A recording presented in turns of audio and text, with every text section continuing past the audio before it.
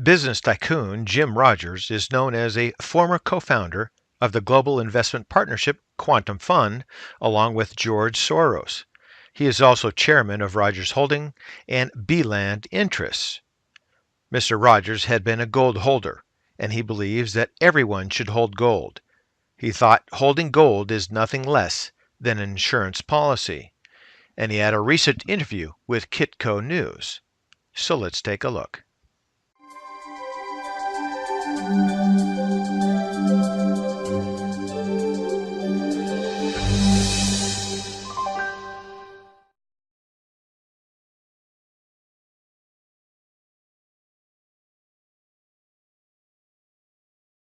Exchange traded funds tracking gold have bled assets for 13 consecutive weeks, the longest run in 5 years. At the same time, investors have placed the biggest gold short on record.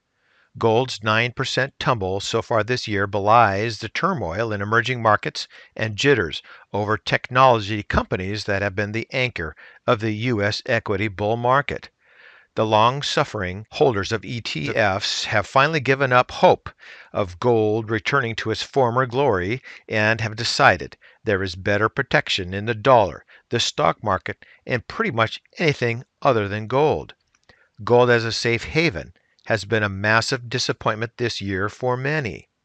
Hedge funds and other large speculators increased their net short bets on the precious metal in the week ending August 14th to the most on record, and that's according to data published Friday going back to 2006.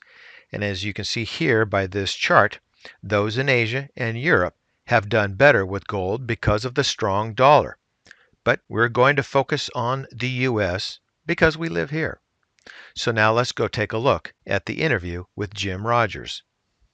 So this is a picture of Kitco News with Daniela on the right, the interviewer, and Jim Rogers on the left, obviously. This is not the picture from the interview that occurred last Thursday, but they've had several interviews.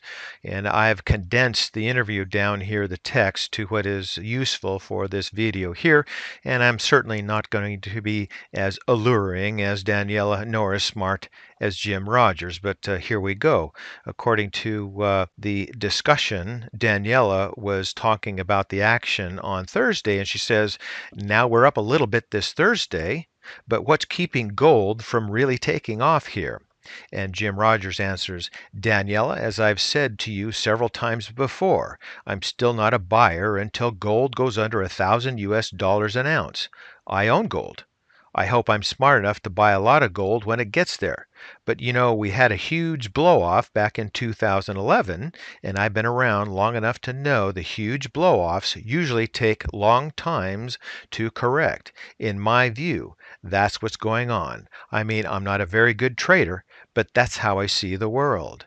And then Daniela follows up with another question, and she asks, so with the tough summer it's been for gold, I know you've said in the past many times that you would buy gold when it's down.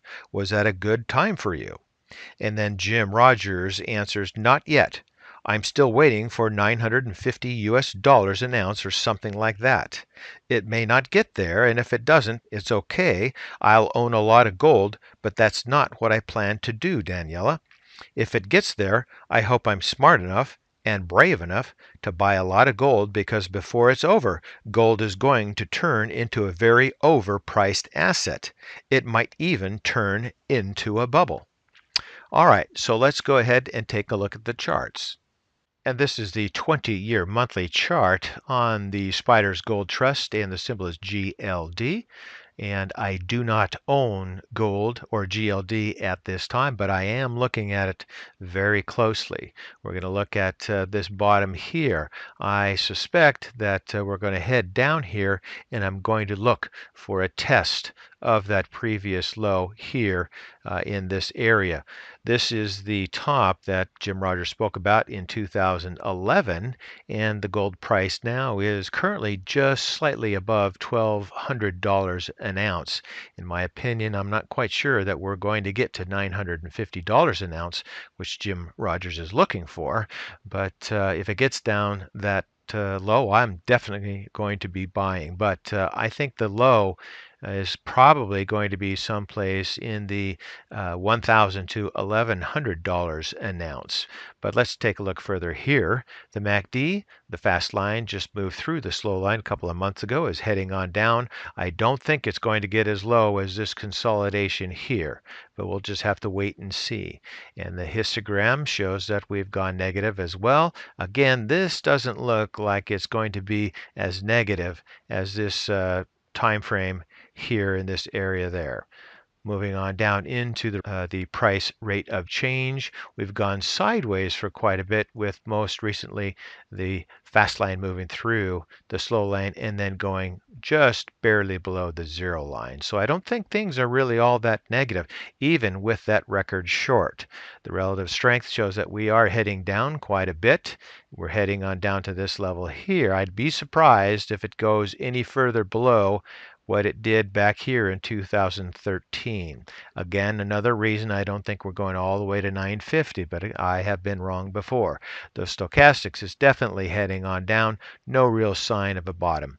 Into volume is fine, and then the Williams, we've hit this oversold territory, and like it has done here, it can stay in this lower area for some time, but I just don't have the feeling, I don't think the probability is there. Going back on up here to the price chart, gold is something that I'm keeping an eye on, as well as silver. Silver is trading a little bit differently, and we'll take a closer look at silver at some time here in the future.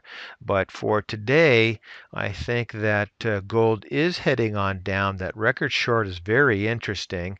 You know that I like positions when there seems to be the consensus on one side or another. And with a record short, I'd like to take advantage of any miscalculations by those shorting gold.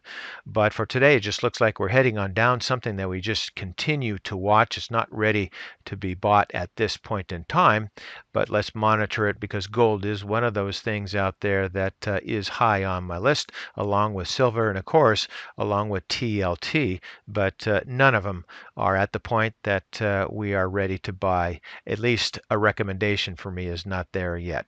So for today, that's ChewDog Charts. Thank you.